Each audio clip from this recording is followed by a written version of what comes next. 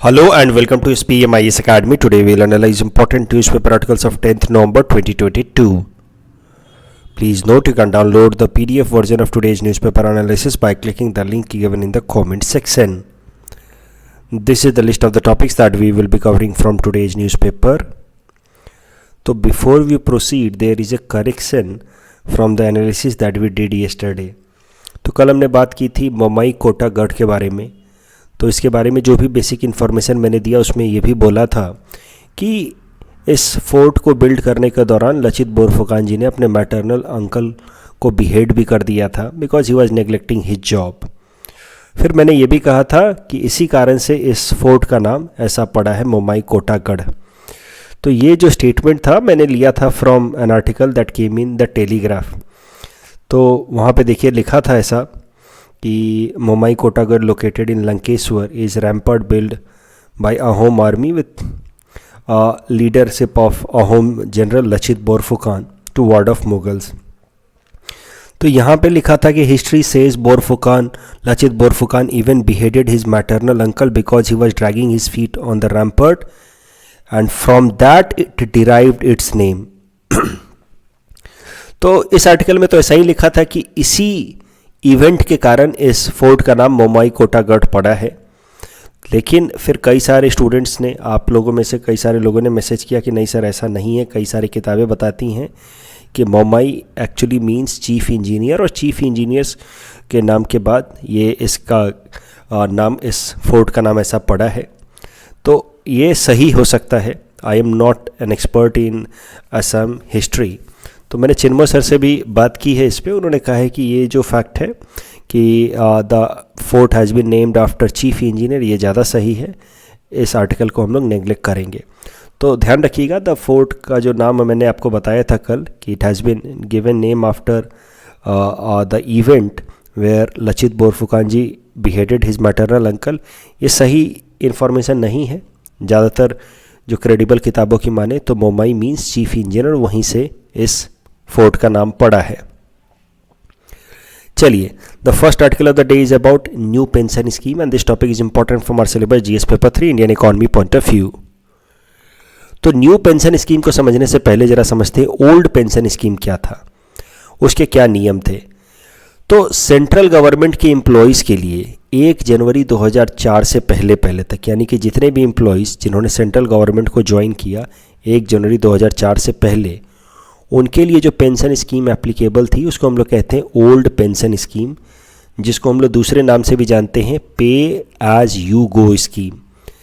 तो इस स्कीम के हिसाब से जो भी रिटायर्ड पर्सनल्स हैं उनको उनकी लास्ट विड्रॉन सैलरी का 50% पेंशन के तौर पे दिया जाएगा. यानी कि मान लीजिए कि आप जब रिटायर हो रहे हैं उस टाइम में आपकी सैलरी है 1 लाख रुपए, तो रिटायरमेंट के बाद आपका पेंशन इसका 50% यानी कि 50,000 रुपये होगा, और जिसको फिर टाइम टू टाइम हाइक भी दिया जाएगा in order to compensate for the inflation. 2004 में इसको फिर रिप्लेस करके अटल बिहारी वाजपेयी जी की सरकार लेकर के आई the concept of new pension scheme. तो जितने भी भारत सरकार के एम्प्लॉयज़ थे जिन्होंने 1 जनवरी 2004 के बाद भारत सरकार के साथ जॉब शुरू किया, उनके लिए न्यू पेंशन स्कीम एप्लीकेबल है, जिसमें 14% of their basic pay has to be contributed by them. तो मुद्दा यह है कि पहले सरकार अपने तरफ से पूरा पेंशन देती थी. अब जो एम्प्लॉय हैं 1 जनवरी 2004 के बाद से उनको अपने बेसिक पे का 14% पेंशन फंड में डालना है. जितना वो कंट्रीब्यूट करेंगे अपने पेंशन फंड में, एग्जैक्टली उतना ही कंट्रीब्यूशन भारत सरकार भी उनके फंड में करेगी, और फिर वो पैसा सेव होता जाएगा. तो यहाँ से आप समझ सकते हैं, जैसे अभी 1 जनवरी 2004 के बाद अगर आपने भारत सरकार की नौकरी शुरू की है तो आपको अपने बेसिक पे का 14% एम्प्लॉय पेंशन फंड अकाउंट में जमा करना है, और उतना ही अमाउंट जितना आप जमा कर रहे हैं, मान लीजिए कि ये 7,000 10,000 जो भी है, उतना ही अमाउंट भारत सरकार भी आपके अकाउंट में जमा करेगी. और ये अकाउंट मेंटेन किया जाएगा by the pension fund regulatory, जिसका नाम है pension fund regulatory development authority, PFRDA. तो इस तरह से करते करते आपके अकाउंट में पैसे जमा होते रहेंगे. जब आप रिटायर होंगे तो 60% तक जो पैसा है वो आप एक बार में निकाल सकते हैं, लमसम अमाउंट. बाकी का जो 40% है उसको आपको एन्यूटी प्रोडक्ट में लेना होगा. मतलब जो टाइम टू टाइम मंथली या क्वार्टरली तरीके से आप उसको विड्रॉ कर सकते हैं और वही होगा आपका pension. So this is new pension scheme. Bharat सरकार के सारे एम्प्लॉयज़ के लिए एप्लीकेबल था सिंस 2004, लेकिन 2009 में न्यू पेंशन स्कीम को इंडिया के सारे सिटीजन्स के लिए ओपन कर दिया गया। कंपलसरी नहीं है ऑफ कोर्स, लेकिन एक प्राइवेट सिटीजन भी अब ये स्कीम ले सकते हैं, उसमें अपने लिए पेंशन ले सकते हैं। बस अंतर यही होगा कि अगर आप भारत सरकार के एम्प्लॉई हैं तो 14% आप कंट्रीब्यूट करेंगे उस फंड में, 14% इक्वल कंट्रीब्यूशन भारत सरकार भी आपके फंड में करेगी। लेकिन अगर आप एक प्राइवेट सिटीजन हैं तो फिर आपके अकाउंट में सिर्फ आप ही को कंट्रीब्यूट करना है, भारत सरकार उस अकाउंट में आपके बिहाफ पे कंट्रीब्यूट नहीं करेगी। तो 2009 onwards NPS opened for all citizens of our country. Of course it is not compulsory, but it now we or any individual, private individual who is not working with the central government can also take up the pension fund or pension scheme for themselves, और उनको भी अपना इस तरह से एक account खोलने का हक है, अपना वो पेंशन फंड में कुछ पैसा जमा करते रहे, and that fund will be managed by pension fund regulatory development authority. Bharat सरकार ने जब इस तरह का पेंशन स्कीम अडॉप्ट कर लिया तो फिर धीरे धीरे कई सारे स्टेट गवर्नमेंट्स ने भी अपने पेंशन के तरीके बदल दिए for state government employees, and almost all the state government shifted to new pension scheme except few states like West Bengal and Tamil Nadu. तो ये दो स्टेट्स अभी भी अपने पुराने पेंशन स्कीम पे चल रहे हैं, otherwise all the states shifted to the new pension scheme. तो ओल्ड पेंशन स्कीम के क्या फ़ायदे थे एक एम्प्लॉय के लिए? न्यू पेंशन स्कीम को लेकर के कई सारे एम्प्लॉयज़ दुखी हैं, they are not happy with the new system. तो ज़रा देखते हैं कि ओल्ड पेंशन स्कीम में क्या फ़ायदे थे। ओल्ड पेंशन स्कीम की सबसे अच्छी बात तो ये थी, एम्प्लॉयज़ के लिहाजे से बात की जाए तो from the perspective of the employees, not from the perspective of the government, then you will realise कि full contribution in old pension scheme came from the government itself, right, but now 50% contribution has to come from the employee. And earlier पूरा का पूरा pension का पैसा भारत सरकार की तरफ से आता था। पहले जो भी पेंशन आता था दैट वाज नॉट टैक्सेबल, लेकिन अब न्यू पेंशन स्कीम के अंतर्गत जो भी आपके बेनिफिट्स हैं उस पर टैक्स भी लगेगा आपको। डियरनेस अलाउंस का भी कॉन्सेप्ट था, इन्फ्लेशन को बीट करने के लिए हर 6 महीने पे इन्फ्लेशन लिंक्ड डियरनेस अलाउंस भी दिया जाता था। ओल्ड पेंशन स्कीम में ऐसा कुछ भी कॉन्सेप्ट न्यू पेंशन स्कीम में नहीं है। तो जब इतने सारे नुकसान हैं एम्प्लॉयज़ को, तो फिर क्यों भारत सरकार आखिर न्यू पेंशन स्कीम लाई है in place of old pension scheme, वो भी ज़रा देखते हैं। सबसे बड़ा कारण है हाई फिस्कल बर्डन। तो पुराना पेंशन स्कीम में भारत सरकार के ऊपर कई सारे फिस्कल लाइबिलिटीज़ क्रिएट कर रही थी। You see 4% of the union budget was spent in the form of pension only. तो this is a huge number. तो इसको धीरे धीरे कट डाउन करना चाहती है सरकार, ताकि इस पैसे का इस्तेमाल किसी और दूसरे डेवलपमेंटल पर्पसेस के लिए किया जा सके। तो कई सारे इकोनॉमिस्ट्स का मानना था कि ये जो पेंशन स्कीम्स हैं, old pension scheme, it does not make greater fiscal sense. ये सेंसिबल बात नहीं है कि इतना सारा पैसा हम पेंशन पे खर्च कर दें। रादर हम जो लोग काम कर रहे हैं उनको हम लोग इनकरेज करें कि जॉब करते टाइम में ही वो अपने पेंशन के लिए पैसा बचाएं और पेंशन फंड में डालें, ताकि रिटायरमेंट के बाद उनके लिए पैसे पेंशन के फॉर्मेट में मिलते रहें। तो अगर आप ओल्ड और न्यू पेंशन स्कीम के बीच का अंतर देखें तो मुख्य अंतर यही है कि ओल्ड पेंशन स्कीम में काफ़ी ज़्यादा प्रेडिक्टेबिलिटी थी कि कितना पैसा आपको मिलेगा। अगर आप भारत सरकार या स्टेट गवर्नमेंट के एम्प्लॉई हैं तो you knew exactly what you are going to withdraw as pension. लेकिन न्यू पेंशन स्कीम में ऐसा कुछ भी नहीं है, इट इज़ क्वाइट अनप्रेडिक्टेबल। तो क्या होता है न्यू पेंशन स्कीम के हिसाब से, ज़रा वो देखते हैं। हर एक एम्प्लॉय को अपने अकाउंट में, जो पेंशन अकाउंट है उसमें 14% ऑफ अपना बेसिक पे कंट्रीब्यूट करना है और central government equal amount contribute करेगी। अगर वो स्टेट गवर्नमेंट का एम्प्लॉय है तो फिर वो 14% कंट्रीब्यूट करेगा और state government equal amount contribute करेगी उसके पेंशन फंड में। और अगर प्राइवेट सिटीजन है तो बस वो कंट्रीब्यूट करेगा, गवर्नमेंट्स कंट्रीब्यूट नहीं करेगी। और उसके पेंशन फंड में पैसा इकट्ठा होता जाएगा और फिर वो अपने पेंशन फंड में जो भी पैसे इकट्ठे हो रहे हैं उनको वो अलग अलग जगहों पे इन्वेस्ट करा सकते हैं। शेयर मार्केट में, कॉरपोरेट बॉन्ड्स में, जीसेक में इन्वेस्ट करा सकते हैं। तो डायरेक्ट इन्वेस्ट नहीं करना है, उनको इस तरह का पेंशन स्कीम चुनना है जिसमें अलग अलग इन्वेस्टमेंट के ऑप्शन हैं। तो now you contribute your money in this fund, at the same time you choose amongst different options available कि आपका पैसा जो है वो किस तरीके से इन्वेस्ट हो मार्केट में, और पैसा जो इन्वेस्ट होगा उसका जो रिटर्न आएगा वो आपको मिलेगा। तो एनी सब्सक्राइबर जो भी इस फंड को क्रिएट कर रहा है अपने लिए, pension fund, can choose any of the options available of pension fund. तो कई सारे ऑप्शंस अवेलेबल होते हैं, कुछ पेंशन फंड में ज़्यादा पैसा शेयर मार्केट में लगता है, किसी में जीसेक में लगता है। तो amongst the different investment option and investors can choose the option which he और सी वांट्स टू हैव। तो कंक्लूजन ये है कि जो नया पेंशन स्कीम है थोड़ा ट्रिकी है, इसमें रिटर्न की गारंटी नहीं है, रिटर्न वैरी कर सकता है, depends on share market, corporate bond market, G-sec. और इसी कारण से जो कई सारे लोग हैं रिटायर्ड लोग, और या फिर कई सारे जो अभी रिटायर हो रहे हैं उनको तो पुराने पेंशन स्कीम के हिसाब से ही पैसा मिलेगा, लेकिन जो अभी लोग काम कर रहे हैं, जॉब में हैं, उनको अब इस बात की चिंता हो रही है, जो 2004 के बाद से जिन्होंने ज्वाइन किया है, कि अब उनको न्यू पेंशन स्कीम के हिसाब से पेंशन मिलेगा। उनको ये तमाम टेंशन लेने होंगे कि कैसे इन्वेस्ट करें, कितना रिटर्न आए, and that is why many people are protesting it. आप देखिए असम का ये न्यूज़ है, state government employees are protesting against NPS. तो असम सरकार के जितने भी एम्प्लॉयज़ हैं वो प्रोटेस्ट कर रहे हैं कि एनपीएस को वापस लिया जाए। इसी तरीके से कई सारे जगहों पे जो रिटायर्ड आर्मी पर्सनल्स हैं वो भी प्रोटेस्ट कर रहे हैं कि एनपीएस को वापस लिया जाए और उनके लिए ओल्ड पेंशन स्कीम लाया जाए। इस टॉपिक के बेसिस पे प्रीलिम्स प्रैक्टिस क्वेश्चन हमने आपको दे रखा है। Please attempt this question and you can submit the answer in the comment section. The next article is about Prarambh Mission, and this topic is important from our syllabus GS paper 3 science and technology point of view. तो प्रारंभ mission क्या है? ये mission जरा देखते हैं। इसमें एक नया तरह का रॉकेट डेवलप किया गया है इस मिशन में, जिसका नाम है विक्रम एस, और इस रॉकेट की मदद से स्मॉल सैटेलाइट्स को स्पेस में भेजा जाएगा, छोटे छोटे सैटेलाइट्स को स्पेस में भेजा जाएगा। तो रॉकेट का नाम है विक्रम एस और छोटे छोटे सैटेलाइट्स को स्पेस में भेजा जाएगा, और इस पूरे मिशन को नाम दिया गया है प्रारंभ मिशन। ये मिशन 12 से लेकर के 16 नवंबर के बीच में इम्प्लीमेंट किया जाएगा।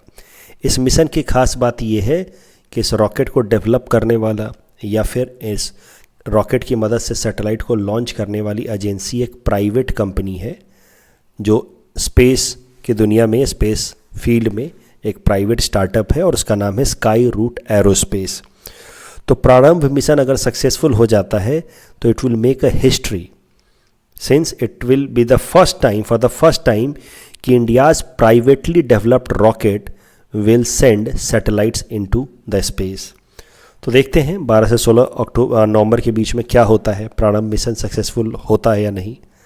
तो आई होप आपको बातें समझ आ रही हैं। इंडिया की एक स्पेस फील्ड की स्टार्टअप स्काई रूट एरोस्पेस ने ये रॉकेट बनाया है, और इस रॉकेट की मदद से 3 छोटे छोटे सैटेलाइट जो प्राइवेट तरीके से डेवलप किए गए हैं by different college going students as well as school going kids, उन्होंने मिल करके डेवलप किया है। तो मतलब पूरा जो योगदान है वो प्राइवेट एंटिटीज़ का है।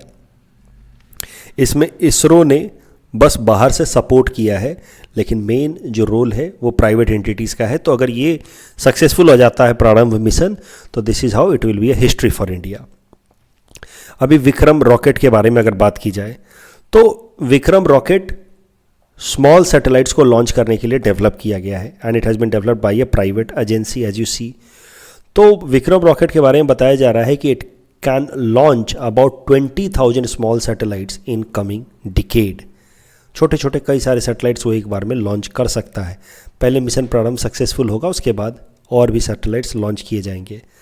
तो ये आप मान सकते हैं कि एक रिवॉल्यूशनरी डेवलपमेंट है, क्योंकि हमारे देश में जो अभी तक हमारे पास लॉन्च व्हीकल हैं, जिसको दूसरे भाषा में हम लोग रॉकेट्स कहते हैं, आई होप आपको ये बात समझ आती होगी कि रॉकेट्स के ऊपर फिर हम लोग सैटेलाइट्स लगा करके, जिनको हम लोग सैटेलाइट पेलोड्स कहते हैं, हम लोग स्पेस में भेजते हैं।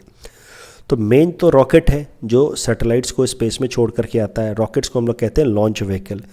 तो हमारे पास जो बेसिकली अभी तक फंक्शनल लॉन्च व्हीकल है वो है PSLV, और फिर है GSLV, और GSLV का अपग्रेडेड वर्जन GSLV Mark 3, जिसका नाम हाल फिलहाल में बदल करके LMV कर दिया गया है। तो यही 3 हमारे पास अभी ऑपरेशनल लॉन्च व्हीकल थे। अब हमारे पास एक नया और लॉन्च व्हीकल या रॉकेट आ गया है विक्रम एस, जो स्मॉल सैटेलाइट्स को स्पेस में भेजेगा। इस डेवलपमेंट का मेंस में कैसे इस्तेमाल कर सकते हैं वो भी ज़रा देखिए। आपको लिखना है कि प्राइवेट स्पेस एजेंसीज का डेवलप होना बहुत इम्पॉर्टेंट है, तभी जाकर के स्पेस के फील्ड में इंडिया वर्ल्ड लीडर बन सकता है। और प्राइवेट एजेंसीज के डेवलपमेंट के फील्ड में ये एक इम्पॉर्टेंट स्टेप है मिशन प्रारंभ। प्राइवेट एजेंसीज के डेवलपमेंट से होता क्या है? देखिए, प्राइवेट एजेंसीज के डेवलपमेंट से ज़्यादा इन्वेस्टमेंट मिलता है, टेक्नोलॉजिकल इनोवेशन को मदद मिलती है, और सबसे बड़ी बात कि जो प्रीमियर स्पेस एजेंसी है जैसे इसरो, वो फोकस कर सकती है बेसिक या कोर या हाई एंड टेक्नोलॉजीज़ को ढूंढने में, जबकि वो टेक्नोलॉजी जो ऑलरेडी डेवलप हो चुकी है, जिसमें अब रेगुलर काम करना है, रॉकेट स्पेस में भेजना है, उस टेक्नोलॉजी को इम्प्लीमेंट करने का काम फिर प्राइवेट एजेंसीज को दिया जा सकता है। तो इस तरीके से कॉम्प्लीमेंट्री रिलेशनशिप बन जाता है। फॉर एग्जांपल यूएस में देखिए तो नासा बहुत करीब से काम करती है स्पेसएक्स के साथ, एलॉन मस्क की जो कंपनी है, प्राइवेट स्पेस कंपनी है। तो जो क्रिटिकल टेक्नोलॉजी नासा ने डेवलप कर ली है, अब नासा को अब कुछ नई टेक्नोलॉजी अगर ढूंढने में नासा लगी है, तो उस टेक्नोलॉजी को जो ऑलरेडी डेवलप हो चुका है उसको इम्प्लीमेंट करने की जिम्मेदारी स्पेसएक्स को दे दी जाती है। उसी तरीके से भारत में भी कोशिश की जा रही है कि इसरो तो है ही जो क्रिटिकल टेक्नोलॉजीज को ढूंढ रहा है, लेकिन जो टेक्नोलॉजीज ऑलरेडी इस्टेब्लिश हो चुकी है उनको इम्प्लीमेंट करने की रिस्पॉन्सिबिलिटी हम लोग प्राइवेट सेक्टर को दें। और इस कारण से प्राइवेट सेक्टर को ग्रूम किया जा रहा है, और उसके लिए भारत सरकार ने इंडियन स्पेस एजेंसी को डेवलप किया है, इन स्पेस नाम का एक ऑर्गेनाइजेशन बनाया है। उसी फील्ड में एक इंपॉर्टेंट स्टेप है ये Prarambh mission. The next article is about sovereign green bonds and this topic is important from our syllabus GS paper 3 Indian economy point of view. क्या है ग्रीन बॉन्ड्स? तो green bonds are actually financial instruments. Bonds तो आप समझते ही हैं, bonds release करके market से फंड रेज किया जाता है टू इम्प्लीमेंट एनी प्रोजेक्ट। तो ग्रीन बॉन्ड्स भारत सरकार रिलीज करेगी, और उससे जो फंड रेज किया जाएगा उसकी मदद से इन्वायरमेंट फ्रेंडली प्रोजेक्ट्स लगाए जाएंगे। ग्रीन बॉन्ड्स को रिलीज किया जाएगा, ऐसा भारत सरकार ने अनाउंस किया था इन इट्स यूनियन बजट 2022-23। अब न्यूज़ ये निकल के आ रही कि भारत सरकार ने ग्रीन बॉन्ड्स को रिलीज करने के लिए अब प्रोविजंस बनाने शुरू कर दिए हैं। तो ग्रीन बॉन्ड्स रिलीज करके जो पैसा रेज होगा उस पैसे को रखा जाएगा इन कंसोलिडेटेड फंड ऑफ इंडिया, और फिर उस फंड की मदद से कई सारे जो पब्लिक सेक्टर प्रोजेक्ट्स हैं, सरकारी कंपनियों के जो प्रोजेक्ट्स हैं, उनको ग्रीन या एनवायरनमेंट फ्रेंडली तरीके से इंप्लीमेंट किया जाएगा, जिससे इंडिया का जो गोल है पेरिस क्लाइमेट डील में जो हमने कमिटमेंट किया था इंटेंडेड नेशनली डिटरमाइंड कंट्रीब्यूशन, जैसे कि 50% of the power achieve through renewable energy sources, 2.5 to 3 tons of carbon dioxide emission, हम लोग कार्बन सिंक बनाएंगे। तो ये सब चीज़ें जो हैं हम अटेन कर पाएंगे with help of the fund raise through green sovereign bonds, और उसकी मदद से हम लोग एनवायरनमेंट फ्रेंडली प्रोजेक्ट्स लगाएंगे। तो ये जो ग्रीन सोवरेन बॉन्ड्स हैं उसके लिए जो प्रोजेक्ट्स लाए जाएंगे वो कैसे सेलेक्ट होगा वो भी जरा देखते हैं कि कौन कौन से प्रोजेक्ट इस बॉन्ड की मदद से इंप्लीमेंट किए जाएंगे।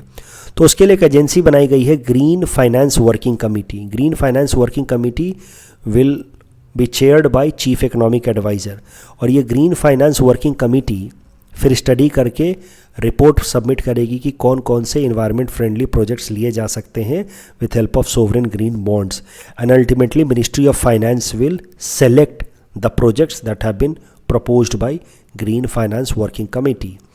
कुछ एरियाज़ को लीव आउट कर दिया गया है, यानी कि कुछ प्रोजेक्ट्स जो सोवरेन ग्रीन बॉन्ड से इंप्लीमेंट नहीं किए जाएंगे, वैसे वो रिन्यूएबल फील्ड में आते हैं। फॉर एग्जांपल न्यूक्लियर पावर या hydro power projects, large hydro power projects having size more than 25 megawatt, ये रिन्यूएबल में अब काउंट होते हैं, लेकिन इन प्रोजेक्ट्स को सोवरेन ग्रीन बॉन्ड की मदद से इंप्लीमेंट नहीं किया जाएगा, ऐसा अनाउंस किया है भारत सरकार ने। इस टॉपिक के बेसिस पे प्रीलिम्स प्रैक्टिस क्वेश्चन हमने आपको दे रखा है। Please remember this question and you can submit the answer in the comment section. The next article is about tea industry of Assam and this topic is important from our syllabus GS paper 5 Assam issues point of view। तो देखिए T industry को लेकर के कुछ important facts इस article में आए थे असम ट्रिब्यून के, इसको एक एक करके हम लोग कवर करते हैं। तो Assam T was cultivated in the by the east India companies experimental garden in 1833 to 1837। Assam T company was formed in 1839। ये सब हिस्टोरिकल इवेंट्स हैं। मनीराम दीवान जी को माना जाता है कि was first T cultivator of Assam. Toklai Tea Research Institute in Jorhat was established in 1911. It is one of the earliest tea research center. Guwahati के अंदर आपने देखा होगा Guwahati tea auction centre that was established in 1970. It is it has seen वो largest volume of CTC tea auction in the world. तो असम के अंदर जो टी बेसिकली जो प्रोड्यूस होते हैं वो दो तरीके के होते हैं।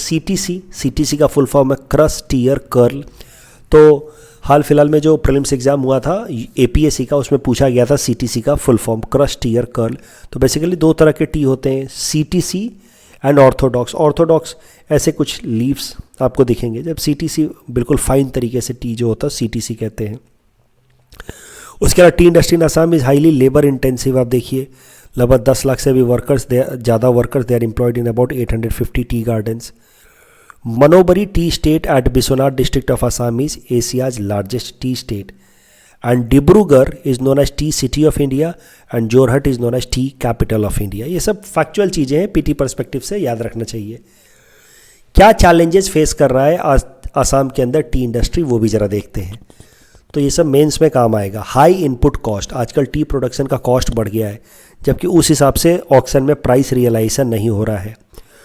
Wages of the worker carry about 65% of the input cost. बड़ी बड़ी कंपनियां जो बेहतर क्वालिटी के प्रोडक्ट्स बना रहे थे, they are now withdrawing out. Adulteration का प्रॉब्लम है, मिक्सिंग का, प्रॉपर मार्केटिंग या ब्रांडिंग नहीं हो रही है, इसलिए इंटरनेशनल मार्केट में आसाम का टी है जो है it is losing market to tea coming from other countries like Sri Lanka. पुराने जो ओल्ड टी गार्डन्स हैं उनमें वही ट्रेडिशनल तरीके इस्तेमाल किए जा रहे हैं टी प्रोडक्शन के, और जो स्मॉल टी ग्रोअर्स हैं उनका रोल बढ़ता जा रहा है और वो उतनी अच्छी क्वालिटी मेंटेन नहीं कर पा रहे हैं। जो टी रिलेटेड कंपनियां, उनकी HR पॉलिसी हो या कॉर्पोरेट सोशल रिस्पॉन्सिबिलिटी का कमिटमेंट हो, दे आर नॉट इफिशिएंट और दे आर इनएडिक्वेट। तो इन सब चीज़ों को एड्रेस करने के लिए असम सरकार ने एक टी पॉलिसी ऑफ असम बनाने का फैसला लिया है, लेकिन अभी ये पॉलिसी ड्राफ्ट फेज में ही है।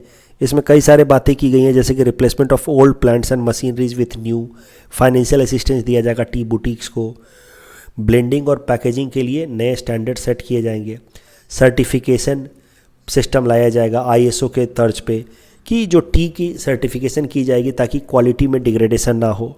एक्सपोर्ट सपोर्ट में मदद की जाएगी, एक्सपोर्ट करने में ज़्यादा टी गार्डन्स को सपोर्ट दिया जाएगा। कल जो हमने आपको प्रैक्टिस क्वेश्चन दिया था उसका आंसर देख लेते हैं। G20 common framework initiative endorsed by G20 together with Paris Club, right, and it is an initiative to support low income countries, both are right। और कौन से चारों देश G20 के मेंबर है? Correct answer is Argentina, Mexico, South Africa and Turkey. Green washing को लेकर के पहला स्टेटमेंट सही है। That's all from our side for today. Thanks for watching.